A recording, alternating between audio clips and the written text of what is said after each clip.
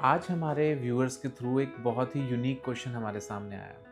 Question ये है, अगर यूट्रस की क्लीनिंग के बाद ब्लीडिंग नहीं रुकती है तो हम क्या करें? क्या हम यूट्रस को रिमूव करवा लें? नमस्ते, मैं हूं डॉक्टर यजुष जैन और आज हम बात करेंगे कि कई बार जब यूट्रस की ब्लीडिंग नहीं रुकती है, खासकर यंग फीमेल्स में, तो उसमें हम क्या कर सकते हैं। तो सबसे पहले पता होना चाहिए होता क्यों है। बहुत बार ऐसा कॉमनली हमने देखा है कि प्रेगनेंसी कंटिन्यू नहीं हो पाती या ख़राब हो जाता है और उसके बाद कुछ प्रोडक्ट्स अंदर रिमेन हो जाते हैं यूट्रस के, वो जो बाहर नहीं आ पाते हैं। ऐसी सिचुएशन में कई बार हमें अंदर से क्लीनिंग करनी पड़ती है। सिर्फ मेडिकल मैनेजमेंट से ये काम नहीं हो पाता और कई बार ये एक बार क्लीनिंग होने पे ये ठीक नहीं होता, मे बी सेकेंड टाइम और थर्ड टाइम भी क्लीनिंग करनी पड़ती है, जिसे हम डीएनसी प्रोसीजर बोलते हैं। जब ये प्रोसीजर करा जाता है उसके बाद हमने देखा है कई फीमेल्स की ब्लीडिंग शुरू हो जाती है, क्योंकि स्टॉप ही नहीं होता। प्रोडक्ट तो ख़त्म हो गया बट अब ब्लीडिंग चले जा रही है और कोई सोल्यूशन नहीं मिल पा रहा। कई जगहों पे तो ये प्रॉब्लम इतनी ज़्यादा बढ़ जाती है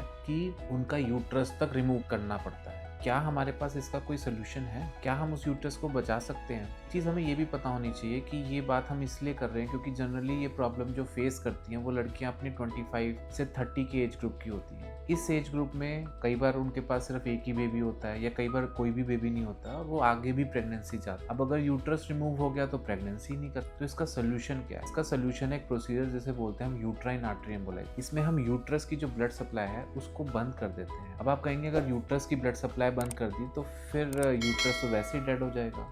नहीं, ऐसा नहीं। हम सिर्फ उन वेसल्स को बंद करते हैं स्पेसिफिकली जो कि खराब होती हैं, जहाँ से ब्लड लीक कर रहा होता है। एंड यूट्रस की जो ब्लड सप्लाई है उसका कुछ पोर्शन ओवरी की वेसल से भी आता है। अगर यूट्रस की ब्लड सप्लाई का कुछ पोर्शन बंद भी हो जाएगा तो ओवरी की वेसल्स आ जाती हैं और उस एरिया को ब्लड सप्लाई देने लग जाता है। ये एक बहुत इंपॉर्टेंट प्रोसीजर है जो कि कई बार डिस्कशन में नहीं आता, इसी चक्कर में कि पेशेंट को कंजर्वेटिव मेडिसिन से ट्रीटमेंट दे रहे हैं या फिर हो सकता है उसको सर्जरी के लिए हमने ऑफ़र कर दिया, हिस्टेक्टमी के लिए ऑफ़र कर दिया, पर इस प्रोसीजर का डिस्कशन कई बार स्किप हो जाता है। तो ये प्रोसीजर आपकी अवेयरनेस के लिए है। आप अपने डॉक्टर से पूछिए। अगर आपके फैमिली में, आपके आस पड़ोस में फीमेल्स इस तरीके की प्रॉब्लम फेस कर रही हैं, जिनको जो यंग हैं, अभी तक कोई बेबी नहीं है, आगे प्रेगनेंसी चाहती हैं और कंटिन्यूस ब्लीडिंग हो रही है, तो ये प्रोसीजर हो सकता है उनकी हेल्प करे, उनको आगे प्रेगनेंसी करवाने में भी सक्सेसफुल रहे। Thank you so much.